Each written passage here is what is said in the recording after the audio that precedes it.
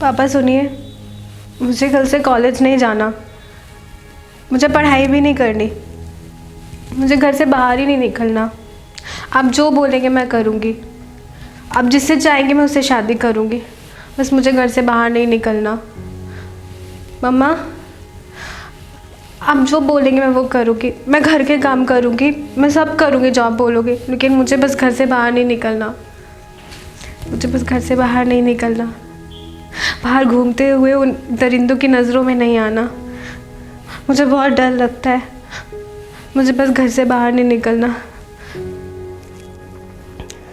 मुझे भगवान से सिर्फ यही एक प्रार्थना करनी है कि अगले जन्म हुए बिटिया ना दीजिए।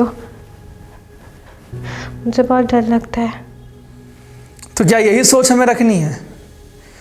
क्या हम यही चाहते हैं कि हमारी बहन बेटियों यही सोच कर जिए?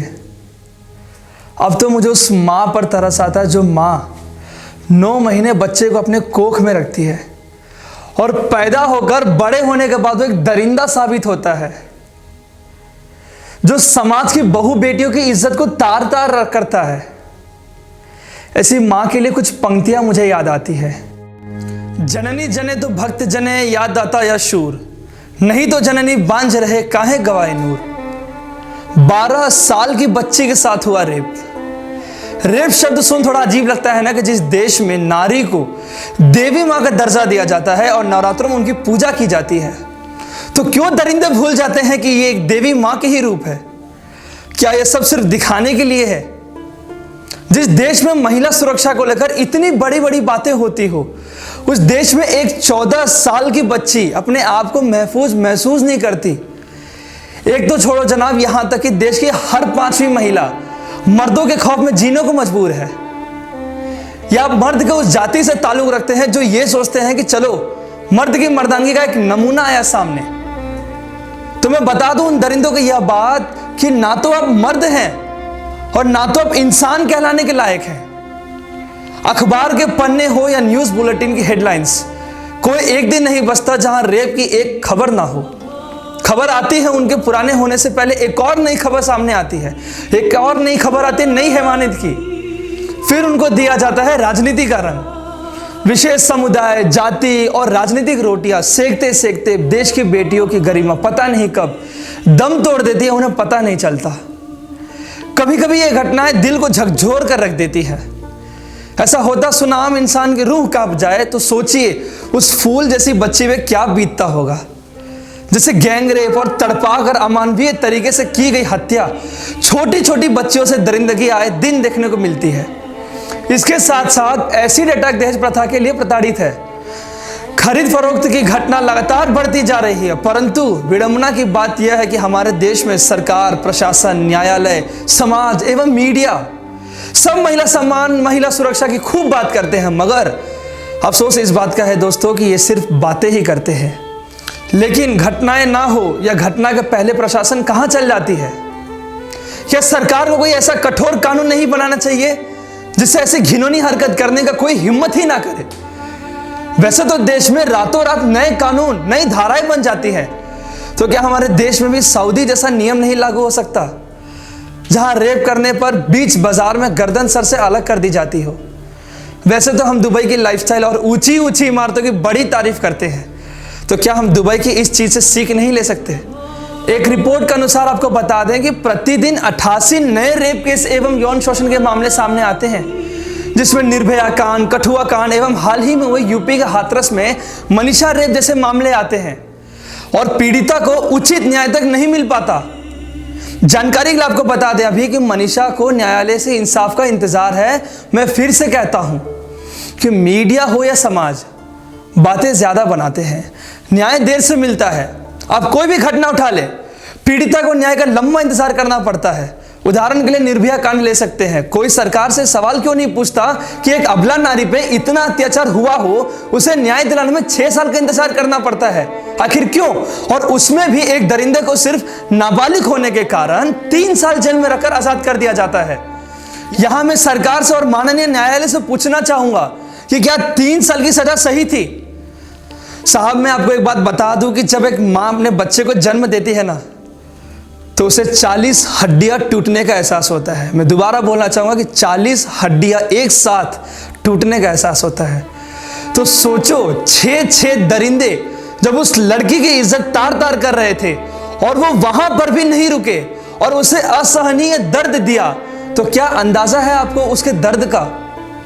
वैसे तो मैंने आपको पहले ही बताया कि उनको सजा दिलवाने के लिए 6 साल का वक्त लग गया, और वहीं केंद्र सरकार को किसी राज्य में सरकार बनानी हो तो कोर्ट भी रात में भी खुलवा दिया जाता है। तो जनाब, एक कानून तो बन नहीं सकता है ना रेप के लिए। कुछ समय पहले आपको बता दें कि कानपुर में 4 नाबालिग लड़कों ने 6 साल की बच्ची के साथ सामूहिक बलात्कार किया, मात्र 6 साल की बच्ची के साथ। एवं रिपोर्टों के मुताबिक आरोपियों ने पॉर्न वीडियो देखते हुए घटना को अंजाम दिया था। इन सब घटनाओं के पीछे पॉर्न या छोटे कपड़े या सोशल मीडिया पर न्यूडिटी परोसने का चलन नहीं।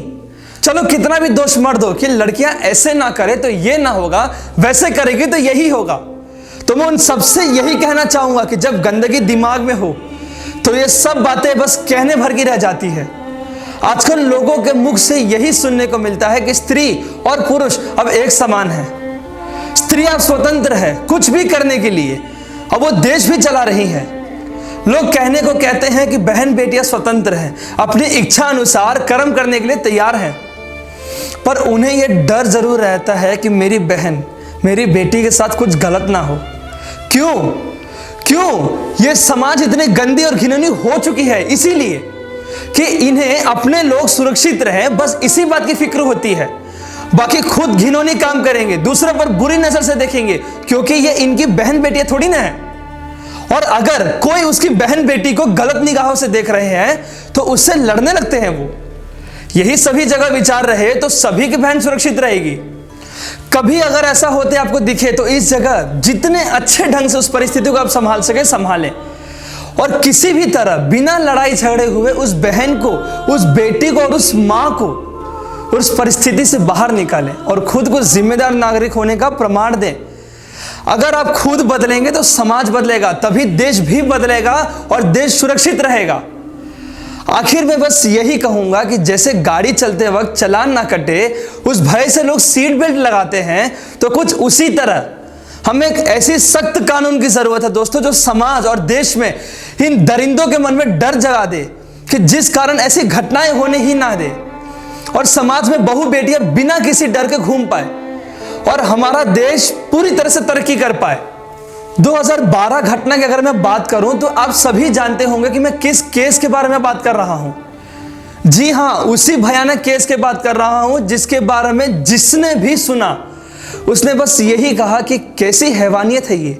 इस केस में एक 23 साल की लड़की जब अपने एक दोस्त के साथ अपने घर लौट रही थी, तब वह जिस बस में आ रही थी उसी बस में उसके साथ 6 आदमियों ने इस शर्मनाक घटना को अंजाम दिया। उस समय उस बस में सिर्फ वह लड़की उसके दोस्त के साथ और वह 6 आदमी के साथ थी, जिसमें बस चालक भी शामिल था। पहले उसके मेल दोस्त को मारा गया और इतना मारा कि वह बेहोश हो गया, और फिर उसके बाद उस लड़की को मारा और फिर उस शर्मनाक घटना को अंजाम दिया। इस दौरान उसको कई तरीकों से टॉर्चर भी किया, वो भी चलती हुई बस में। खबरों की माने तो उस दिन वह 6 लड़के बस में पार्टी कर रहे थे और उस लड़की को अकेले सिर्फ एक दोस्त के साथ देख के उन्होंने इस दुष्कर्म को करने का प्लान किया। उन्होंने उस लड़की और उसके दोस्त को यह कहा कि ये बस वही जा रही है जहां आपको जाना है, और इसके बाद इस लड़की के दोस्त को शक हुआ, पर वो भी क्या करता। रात के 9:30 बज रहे थे उस समय। यह घटना इतनी दर्दनाक थी कि हिंदुस्तान के अलावे दूसरे देशों में भी खबर आग की तरह फैल रही थी। जो भी सुनता एक समय के लिए रो देता था, ये कहते हुए कि ये ऐसे कपूतों को पैदा कौन करता है। 228A of Indian panel code ये कहता है कि आप केस के विक्टिम के आइडेंटिटी नहीं पब्लिकली पब्लिश कर सकते हो, जिसमें कांग्रेस नेता शशि थरूर ने यह कहा कि अगर विक्टिम के परिवार को इसमें से कोई आपत्ति नहीं है तो विक्टिम का नाम पब्लिकली हो सकता है।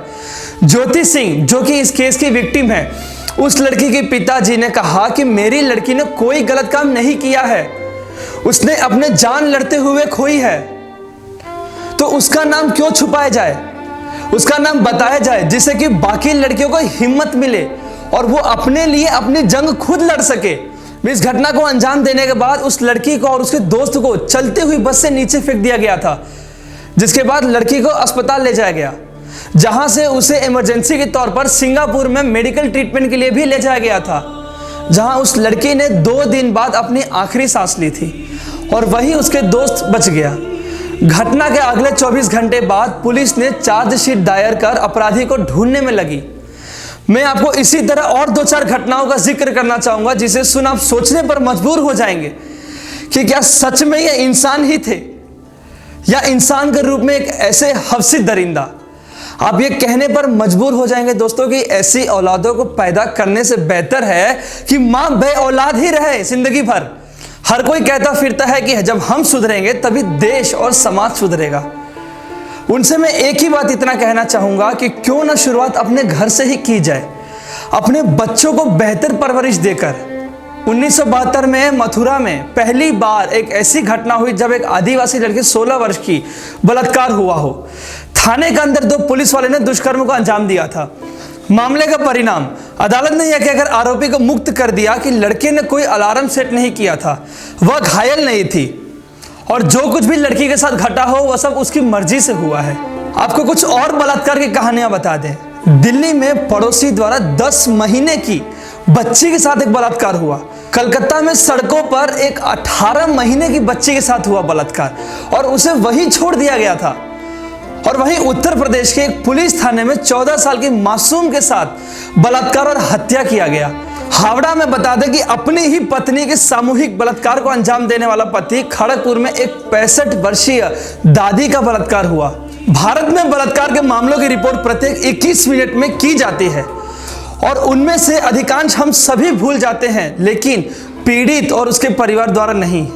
एक सवाल मेरे मन में हिलोरे मार रहा है कि क्या आप भी एक ऐसे समाज का हिस्सा बनना पसंद करेंगे जिसमें इसी तरह के छोटे सोच गंदे विचारों वाले व्यक्ति उत्पन्न होते हो और घिनौनी करतूतों को अंजाम देते हैं? यदि आपका जवाब ना है तो मैं आपसे एक उम्मीद रख सकता हूं कि आने वाले समय में एक बेहतर समाज का निर्माण हो जिसमें ऐसे दरिंदों को पनपने ही ना दिया जाए। हर कोई कहता फिरता है कि हम सुधरेंगे तभी देश और समाज सुधरेगा। उनसे मैं बस इतना कहना चाहूंगा कि क्यों ना शुरुआत अपने घरों से की जाए, अपने बच्चों को बेहतर परवरिश देकर। बाकी दर्शकों, आशा करते हैं कि आपको हमारी ये स्टोरी अच्छी लगी होगी। हम ऐसे ही एक से एक कहानी रिसर्च करके आपके लिए लाते रहते हैं। तब तक के लिए बने रहिए और देखते रहिए ट्रेनिंग न्यूज़ इंडिया।